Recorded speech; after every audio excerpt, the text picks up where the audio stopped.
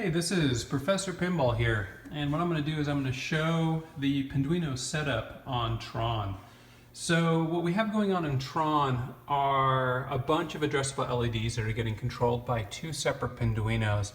If you take a look at these ramps, you can see that we have addressable LED strips on the side, and these are in a attract mode, which is basically just giving some color that slowly fades away, and it's randomly assigned to individual LEDs along the ramps. So each one of the ramps is individually controlled. These are being both controlled by the same Pinduino.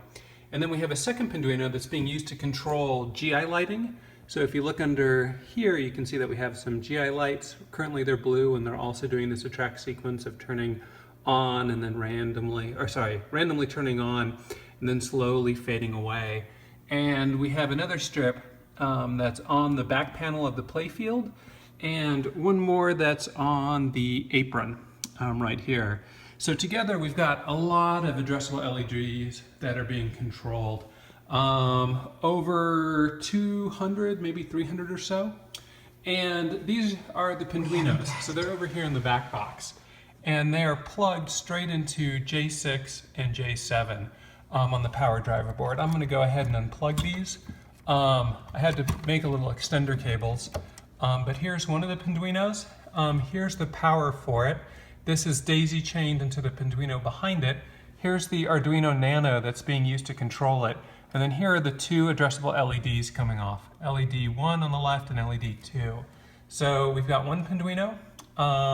I am going to unplug it, pull it straight off, and then we can see that there's a second Pinduino right behind it.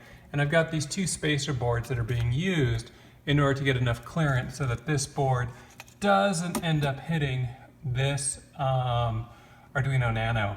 And so this one has a USB cable plugged into it, which is just running off. I had been using this to do the programming for the lighting effects that I have inside of it.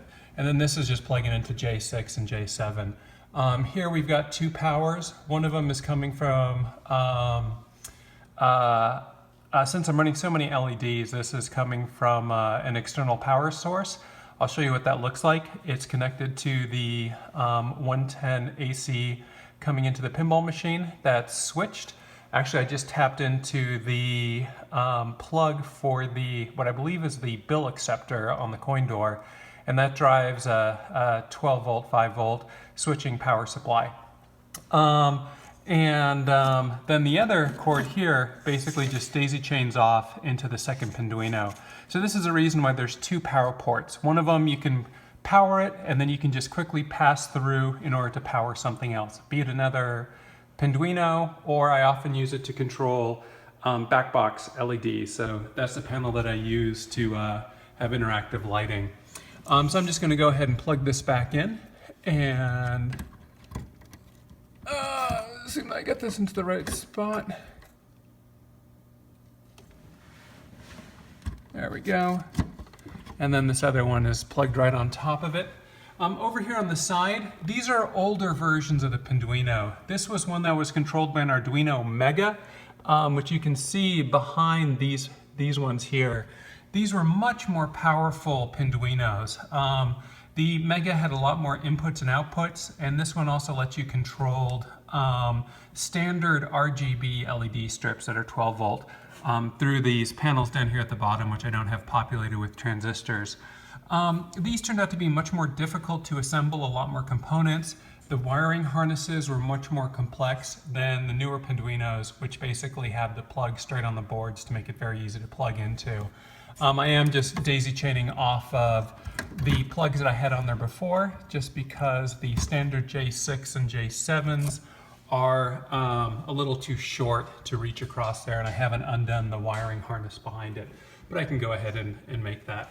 So since I am driving so many LEDs, including one of these pin to DMD panels, this has required me to do an external power supply.